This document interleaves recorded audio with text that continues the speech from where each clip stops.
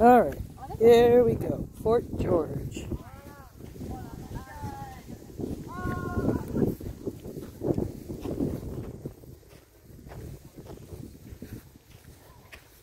We're going on the other side of enemy lines.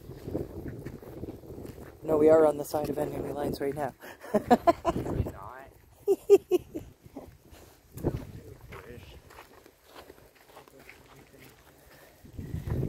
There are the gates to Fort George.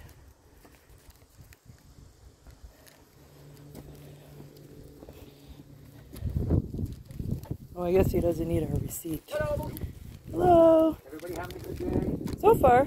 Yeah, excellent. Now, would you like to keep that ticket? Because I can throw it away for you. No, we don't need ticket. Okay. That's the receipt too. It can go, I guess. So number 1 is where we are now. The numbers will tell you about the building. There's a lot more information on within the people with the funny clothes. So don't be afraid to ask them questions. Now, there's as strange as it sounds, there's a puppet show. And I don't mean blah, blah, blah, blah, blah, blah, blah, blah, but it's a puppet show that's done in that white tent. It just started up a few minutes ago. It's a half-hour presentation that takes you all the way from Leela Walla all the way up to modern times. Oh, wow. So it's an interesting story put together by the Shaw. The guy worked with Jim Henson. The guy worked on Fraggle Rock. The guy worked on Labyrinth. He knows what he's doing. Oh, excellent. Great show. You might want to go start with that now. Perfect, thank you. Hello. Did you stop and get tickets? There you go. Want to go check that out? Yeah. We're going to have to pick him up, though, because he'll be inside.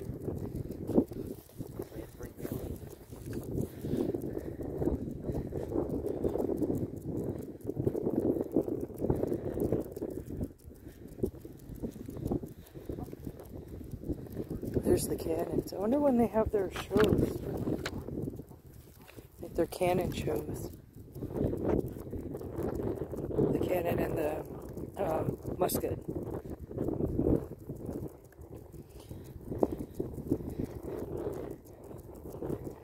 There's the white tent that he was talking about. Look how skinny the cannons were, eh? Well, that one anyway. A lot of them were really small. Because they would be light, so they were easy to move. Back then, the heavy cannons were just used for occupied regions.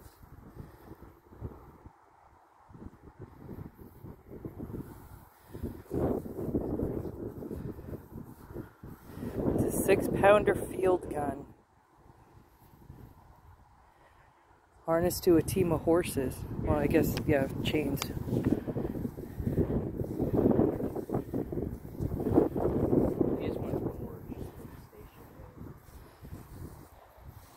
So, they would have been at the front lines then. Hey, there's a crest on it.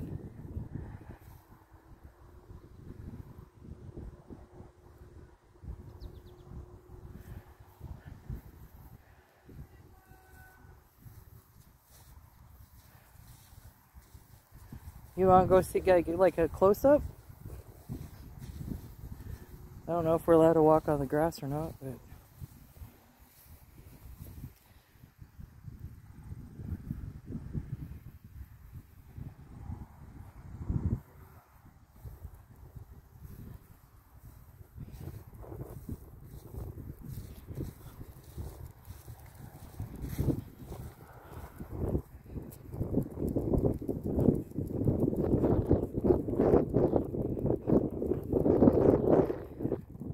Well, at least it's windy today.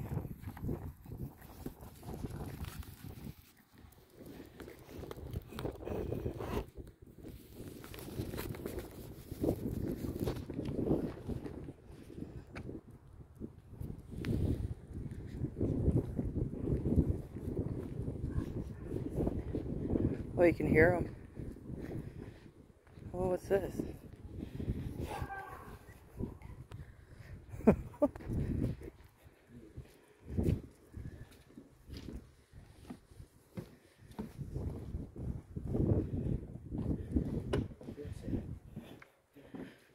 Yeah, just pick them up. Yeah, there we go. Guardhouse. Yeah. It was basically like a barracks type thing. Oh yeah, and there'd be their Guards. bunks, I guess, eh? Yeah. Bunks were just plain wood. This would usually be like where they would have papers and that. And usually they would have a map of like the whole outside basically.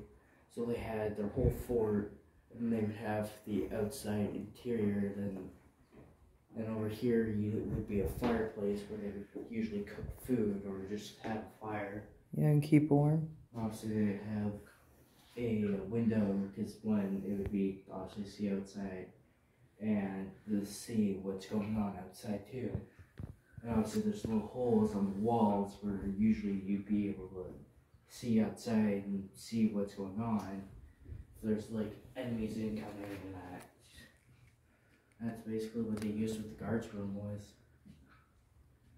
It was a pretty small area, but it Did its job though. It did its job and it's full of a lot of people. Like each guard's room had 5 men in there.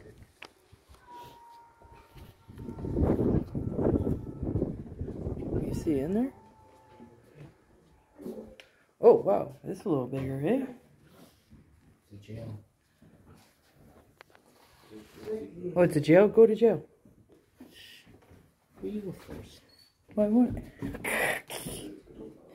You don't want to go in jail? Be really freaky. Whoa, they're not very big. I mean, yeah, all they were used for was just tossing anything.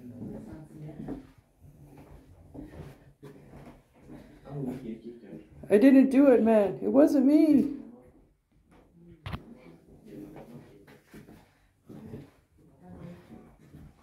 Well, at least they kept the prisoners warm. Go check it out. I mean, they would keep them warm, but they would torture. Oh my god. I thought that was a person.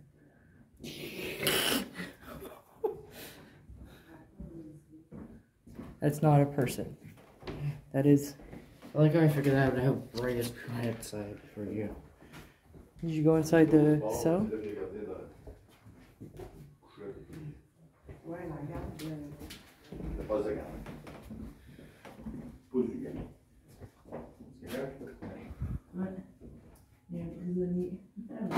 You're gonna have to hold this dog. I can't. Okay. This one, let me get the... Oh wow, did you look in here, Wyatt?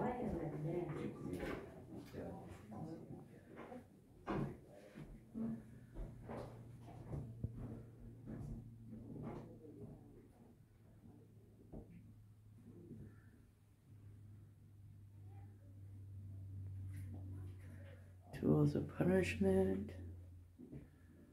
Eee. Crime and punishment.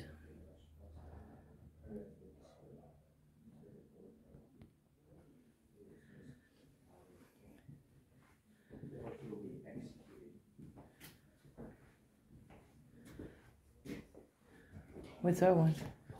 Dog, please. Oh, just put him down. Oh,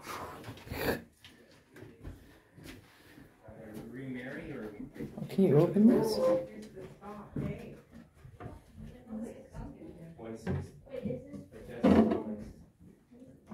You see, look, they would lash him. Yeah, that's on the one that's beside this one. Yeah, Private has been lost a piece of his uniform. He will be he will have to pay a fine, and he will be lashed 75 times. And if he's been deserted from in wartime, he will be dismissed by the army, and he will be executed By firing Ron. Oh my lord.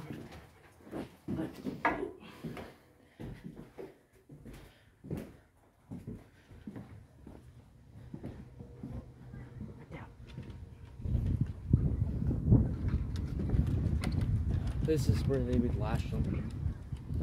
Oh look, they got stuff up there too. Yeah. Wanna go check that while we're on this side? Yeah. How do we get up there? They would have a rope. They would rope them up and then start lashing them against the board. I guess we just walk up there? Yeah.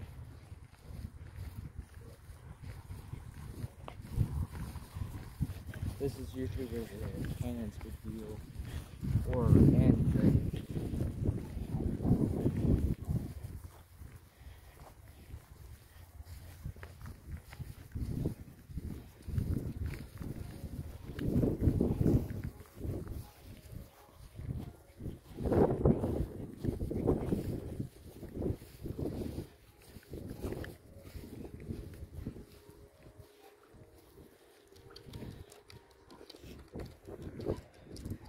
116th Battalion. Yeah. Through the First World War, they were trained at Camp Niagara. So I guess the cannons and everything would just sit here. Yeah, because the 116th Battalion is one of the famous battalions of World War I. Look at all the soldiers. Yeah. And a lot were killed by gas attacks and by Germans. So if you had this photo and what they would look like after, Right? a lot of them would be bandaged up, a lot of them would have missing limbs, a lot of them would not even be alive too. That's how bad it was back then. with attacks.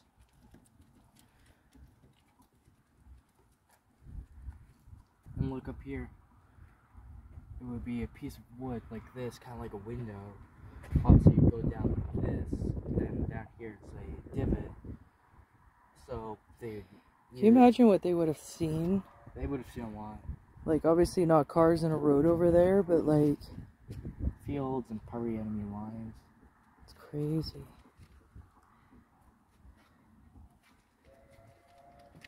Right here, there's a big patch of grass.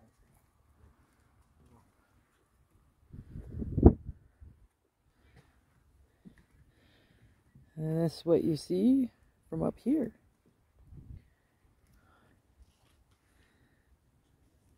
I even got these like hills of grass on the corners, where usually that's where they could peek over here.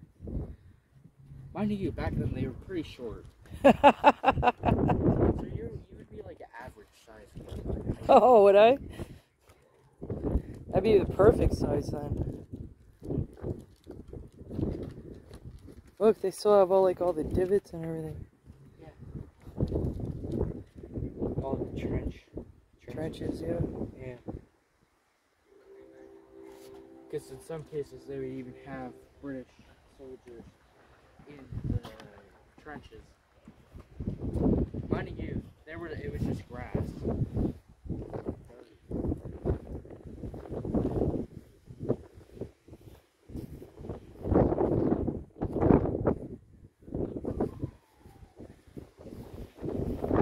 Check out Buddy's puppet show.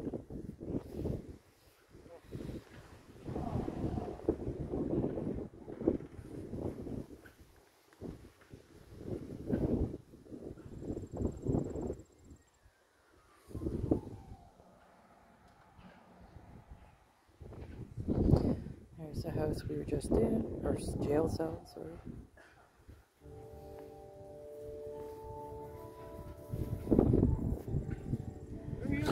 I'm coming. She decided to stand still for like a minute. I just did a quick little roundy round. Indian Council House. That way.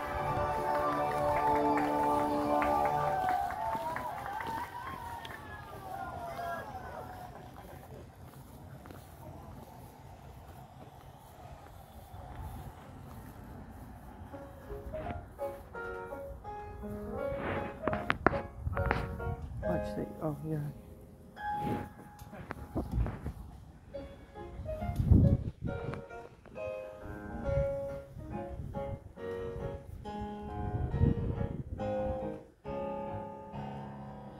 So we'll come back for the next show. So we can sit in there and actually watch it. Hey, look, Mom. See.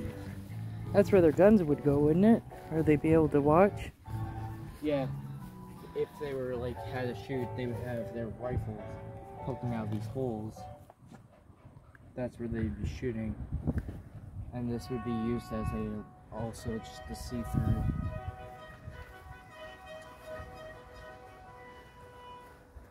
That's what they would look like then. Oh, there's still like other parts too. That's what the British did. They pulled their walls up. The Americans weren't that smart when it came to their forts. I mean, Fort Mississauga must be over on the other side.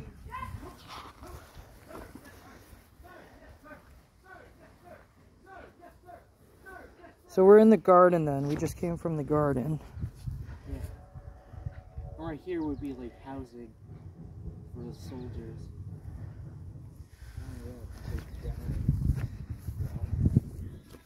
Well, I want their times for everything. So we know when all the just things are.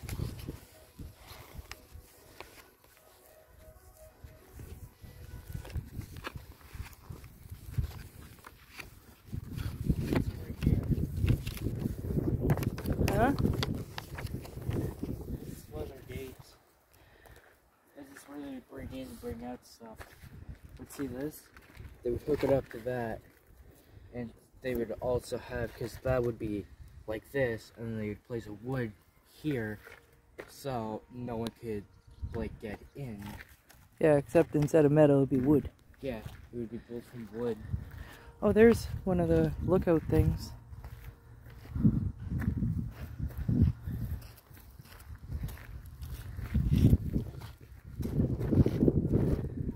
We'll go down to there too. Yeah, I bet you the other stuff is on the other side of this gate. Oh. I guess that paper that's on that thing there would be where the times are.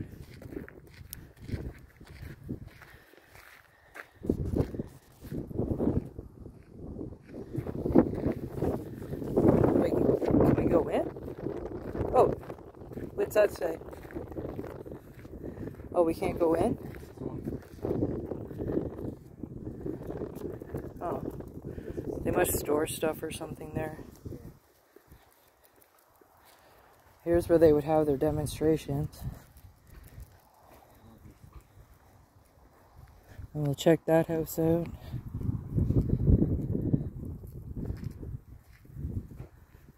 What is this?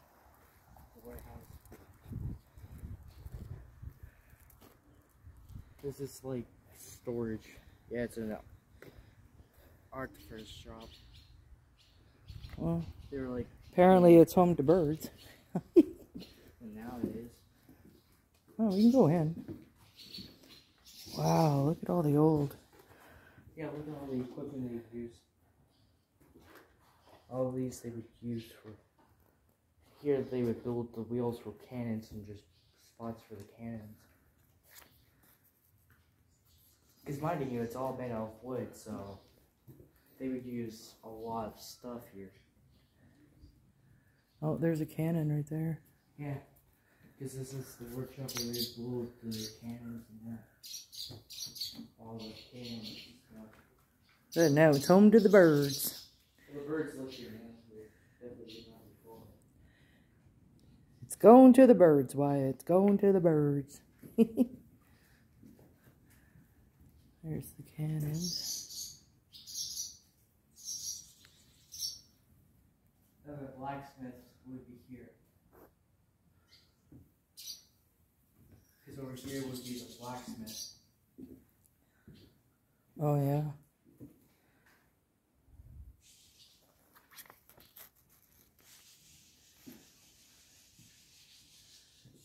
Because it would be used to actually Woo! make the cannons. Did you see that come right by my head? Look at the size of those saws. Yeah, things were huge. That's how they would have to make wood. Really, what are you doing? Oh! Could be because of the dust and birds. And yeah. See, look, right here is like a little bag type thing. Would be so they can get the fire to a certain amount that they want. Yep. Obviously, right here would be where the water would be. That's where they would cool it down. Yeah. And then, yeah. And these were the anvils that they would use.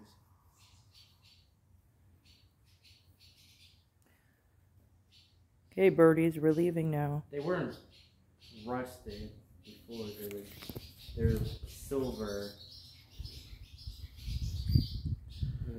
tools were made out of silver and that. I can't wait for the demonstrations. Oh, now we're at the... Let's go back through this way. Or do you want to go to that one? Well, because we were going in one direction, now we're in a different. Can you imagine if we got lost in a fort? Yeah, that would be you. Well, maybe just a little bit. I know I basically know where I'm going.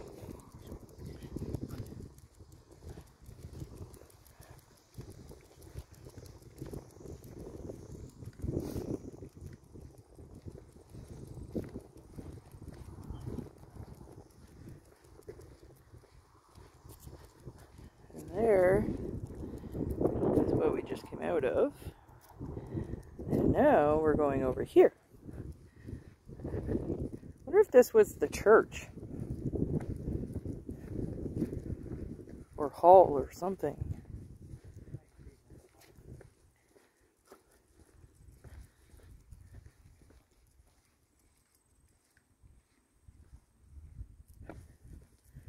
Ooh, that's a little bit of a step.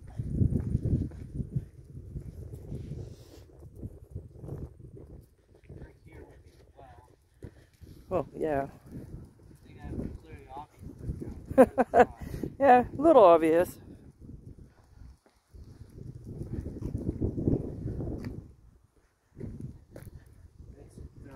This is the only ritual building they have. There's the tunnels. We'll go in there after. What? I think so, because I think this is where the Look how short. priest would... Oh my goodness, a door that's my size. Hey, look, Father. I would have to. Seriously, I don't even have to duck. I have. Oh, this is... What is this? It's the powder magazine area, so this would be their powder shop. So they'd have powder in here. Wow, this is the only original building That's left. left. This is where all the powder would be stored for guns and cannons. Would all be in here. Oh, what's that? Yes? Oh, that would be obviously the lock. Yeah. Yeah, then. They thought of everything. And if everybody wants to read that, they can pause the video. Oh, well, look. This is why, look. Here. It's to get into here, and look how. Yeah, it's like a safe door. Yeah, it's this big.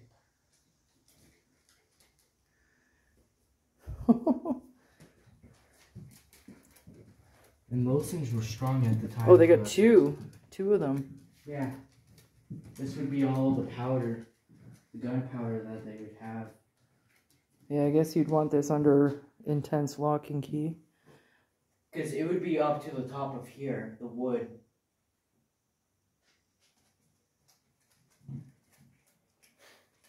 All the powder would be up to here. That's how much powder they stored.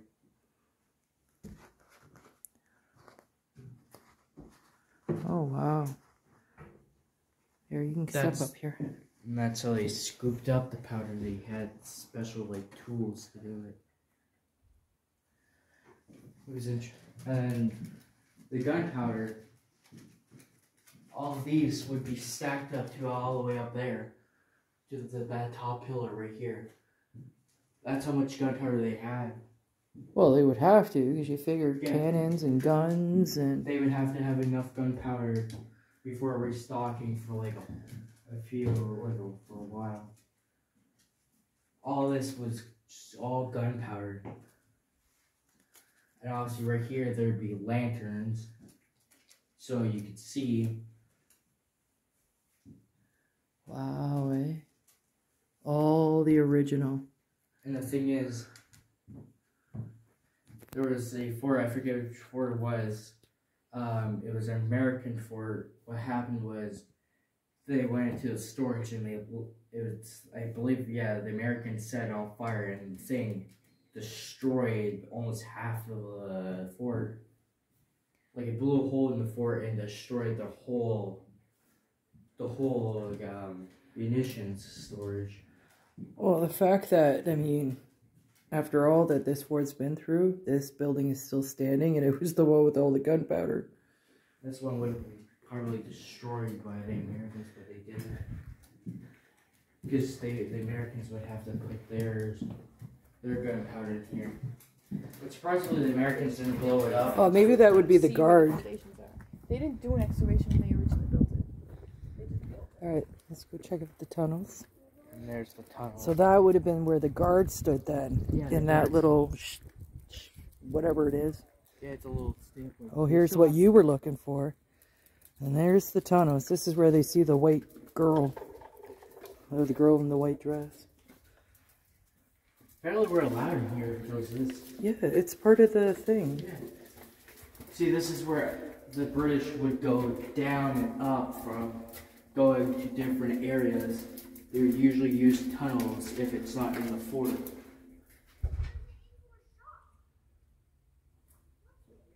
Because they would have their own type of, they would have doors like that and then tunnels going very far out. Hold on, my camera's going all wonky. Wow. And right here would be like candles Yeah. lighting up the way. And this would be all just pure stone that they would have. Because they would stack, like, because over here behind this is dirt. All this is stone that they would place. Almost reminds me of Dundurn, eh? When we went down to the servant quarters. You're not to be picked up. Yeah, it's a blockhouse. Nice and cool in here, though. You're gonna have to hold the dog. Just let him go up. Yeah, he's not gonna be able to.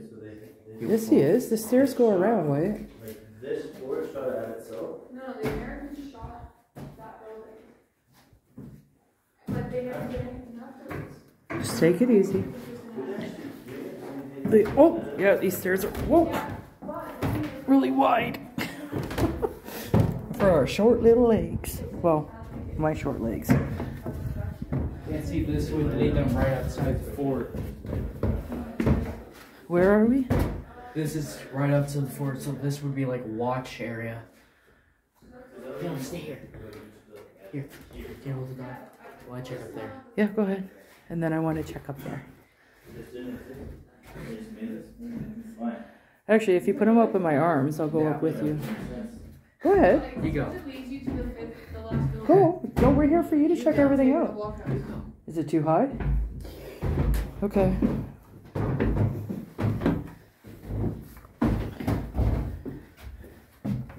What's up there? That's the gate. No, it's a tower thing. That's why they built the tunnel, so you don't have to go in and out like that, you know?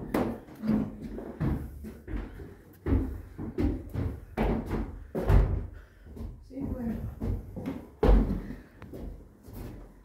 But this is completely reconstructed? Not really. But this was here. No. I'll close it, so what's it? Just a musket fort. And there's musket forts on the ground too. Oh, they can shoot under. Lift it up. But see how if you're also looking from this building, you can't see the powder magazine at all? Yeah. It's square.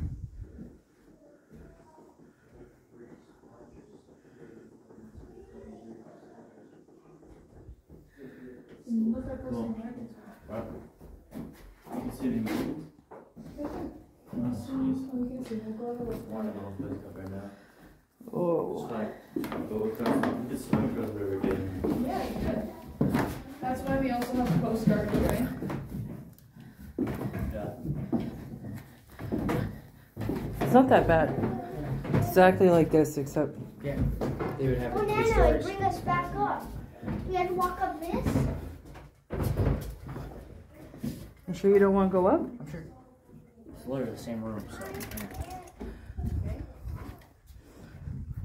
Exit only. Well, we don't want to exit. We want to...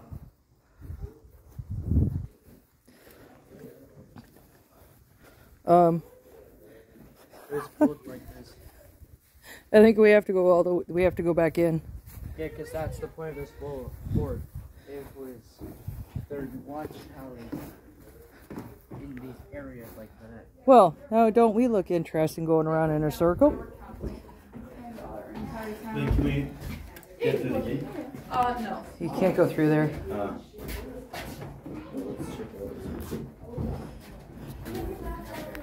Huh? Billy, come on. Don't pick him up, it's too steep.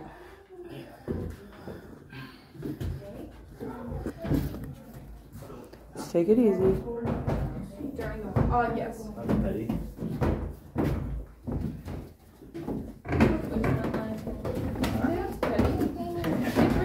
Our capital and the entire town and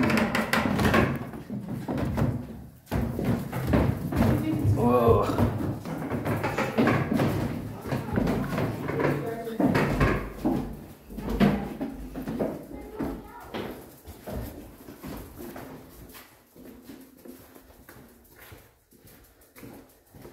Well, it looks like you have no head. Wyatt. Wyatt. Can you slow down, please? So you can come here next to 11. Cool. that's what Ava was saying. Yeah. Different snakes coming here, right? Although There would be British soldiers running in and out of the war. Can you imagine? Because the first people that would notice it would be the guys in the watchtower. They would rush right through, and they'd be going straight up to like the generals and officers, alerting them of enemy units. Okay, and that's where we were. Fire ponds are prepared like every week. fire. What is that? We have like 40 people in the squad and we're doing like 11 people. Whew, it's getting warm.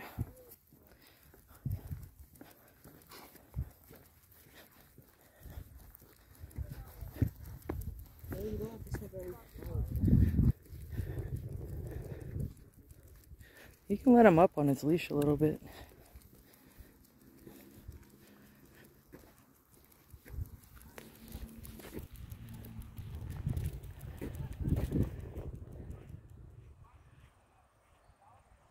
And also right here. So we got the main fort, like there's a wall here, but there would be soldiers like laying down with their rifles, like they'd be pointing up, and they would have to look over. They built these they literally used shovels and that to build this. They didn't have tech. They built that by hand too. Oh, well, yeah. Oh, I think they're getting ready. Yep, they're getting ready.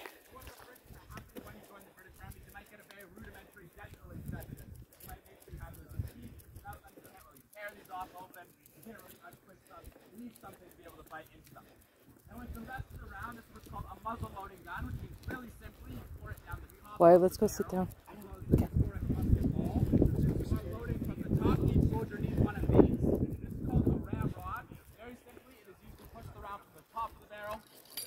Straight down to the bottom of the Go barrel. over and The around. round would now sit just about right here at a point called the breech. So at this point you have 75% of the charge sitting down the barrel, another 25% sitting right next to it in the lock. Now those two charges are actually connected to a really small hole drilled into the side of the barrel called the touch hole. And what the touch hole allows for is that when you pull the trigger, the powder in the pan is going to ignite. It's going to be a large explosion on the outside of the musket. A small amount of that explosion is going to shoot through the touch hole, ignite the main charge sitting in the barrel, and that is going to send the musket ball flying out. So once you've rammed down the cartridge, the musket is more or less ready to fire. However, the British Army was actually calling for one final step of their load, and that was actually just to tap the ramrod with the hand a single time. The reason why they made it a tap of the ramrod was that they found in the heat of battle, when your adrenaline was pumping, it was really easy to drop these on the ground, or even worse, leave it down the barrel. Now don't get me wrong, if you fire this off accidentally, it works great as a projectile. It will fly across the battlefield, turn a few Americans into a shish kebab. But you are then left with a very big problem, being that if you accidentally fire this off, it's pretty difficult to load your gun anymore. You can't exactly walk across the battlefield, politely ask for a fat. The British Army wants to make sure you're really holding on to these. So they're going to mandate a tap of the rammer before bringing it back up to the shoulder. All those steps done in 15 seconds got a soldier ready for exactly one shot. So they would spin the musket around, pulling down on this piece right here, the hammer. As it comes down, the springs are engaged. They then just present the weapon, pull the trigger, and as they do, that flint is going to fly towards that steel prison. As they strike, it's going to hopefully create a shower of sparks. Those sparks are hopefully going to fall down into the pan. That is hopefully going to ignite the powder in the pan. That is hopefully going to cause a large explosion on the outside of the musket. That is hopefully going to shoot through that small hole that I mentioned. That is hopefully going to set off the main charge. That is hopefully going to send a musket ball flying off towards your enemy. No word did I say a whole lot there? Hopefully. Hopefully. And that is because both today and historically, these weapons are very unreliable. Even on a nice day, they have a misfire rate of about 30%. What a misfire means is that for whatever reason you pull the trigger, the gun fails to fire. Now this could be as simple as that the flint was too dull, so when it hit the steel, it didn't make any sparks. It could also just mean that the sparks missed the charge of gunpowder, meaning that nothing was ignited. It could mean that it was a windy day just like today, and the wind actually blew away all the sparks. Or it could mean that it was raining. If it's raining, black powder does not work. If it gets wet, in fact, it was not too uncommon for battles in this time period to be canceled if it happened to be attack. Any number of reasons can cause these weapons to misfire, and so they're generally not very reliable. Now, the other big problem with the musket, such as this one, was its accuracy. It was only accurate to a range of about 75 yards, which is roughly where we are, to just a bit past that palisade wall downrange. 75 yards is the distance at which a well-trained soldier can hit a man maybe 8 out of 10 times. But any distance past that, it became very, very difficult to hit what you were aiming at. Now, the reason why these guns are so inaccurate is that they are called smooth bore weapons, which basically means that there's nothing down the barrel to guide the bullet when you pull the trigger. It's basically just a pipe. And with nothing to guide the bullet, what tended to happen was that it would actually rattle along the inside of the barrel. It would typically hit twice, and then it would fling off whatever random direction it happened to rattle last. And at any distance greater than about 75 yards, since you couldn't predict which way the ball was going to rattle out, ultimately you didn't know which way it was going to fly. It was pretty difficult to actually hit what you were aiming at. Now, because of these two big problems, the misfire rate and the rather poor accuracy, that ultimately decided how armies of the time fought, which you're seeing a smaller demonstration of right now, which is essentially lining all your soldiers up in a big long line, telling everyone to load and fire at the exact same time. That was called linear tactics. Now, historically, these lines would have been about 1,000 men in length. That's the size of a regiment. The idea behind linear tactics was very simple. If you have a gun that only works maybe 70% of the time, well, if you get 1,000 men firing, you probably have about 700 people actually shooting. And if you personally can't hit the broadside of a barn, well, hopefully one of those 699 guys is going to hit something. It's going to be like a wall of lead going down the battlefield. It's going to be really difficult for your opponent to actually avoid that. And so while it might look a bit ridiculous to us today, lining soldiers up in big long lines such as this was actually how you made a weapon like this most effective in this time period.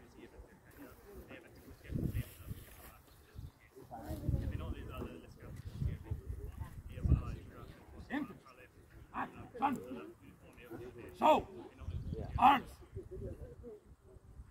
41st to perform the platoon loading exercise with blank cartridge, prime, load, hand, cartridge, 1, 2, 3, prime, 1, 2, 3, 1, 2, 3, cast, about, 1, 2, 3,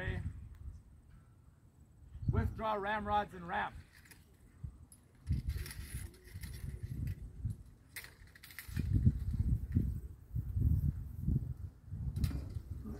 Hold.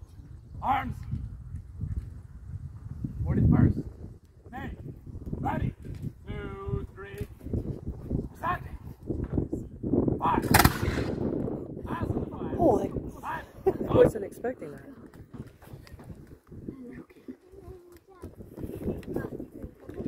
I thought they were still doing just like.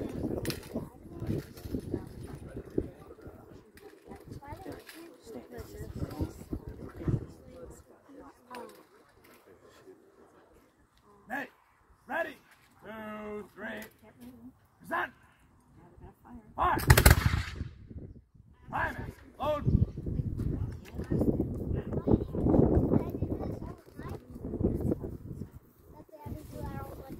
You're fine.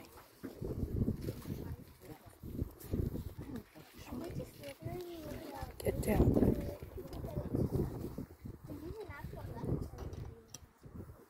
Infantry. Hey. Ready. 2, 3. Present. Fire.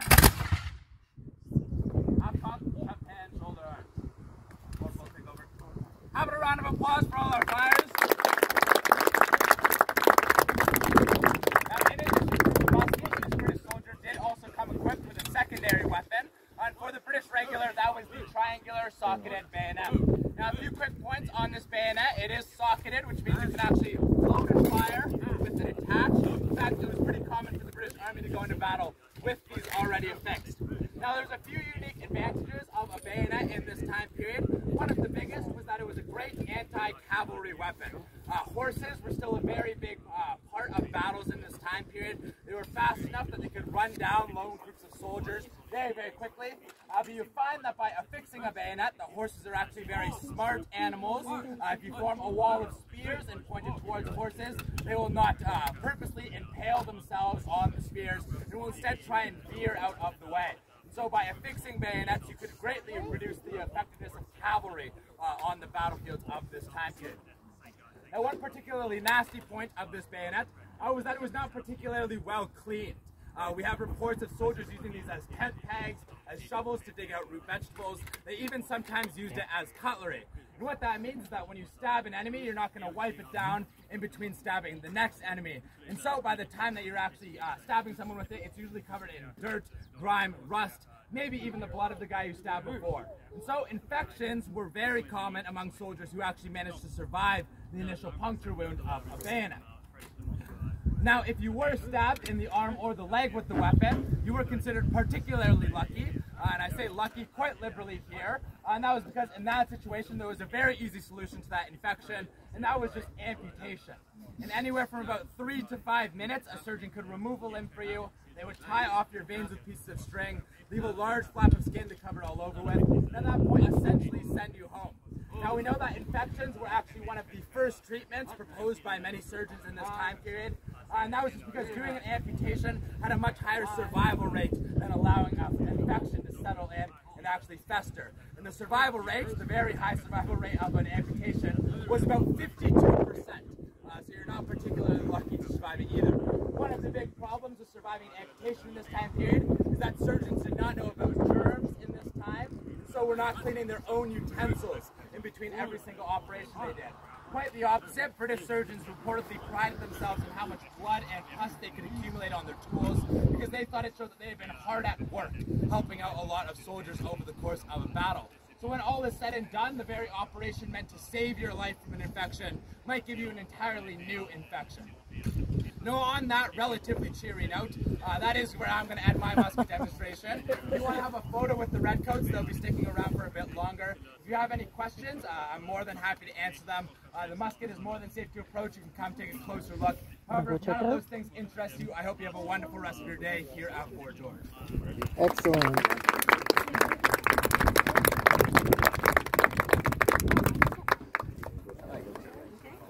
Want to go check them out?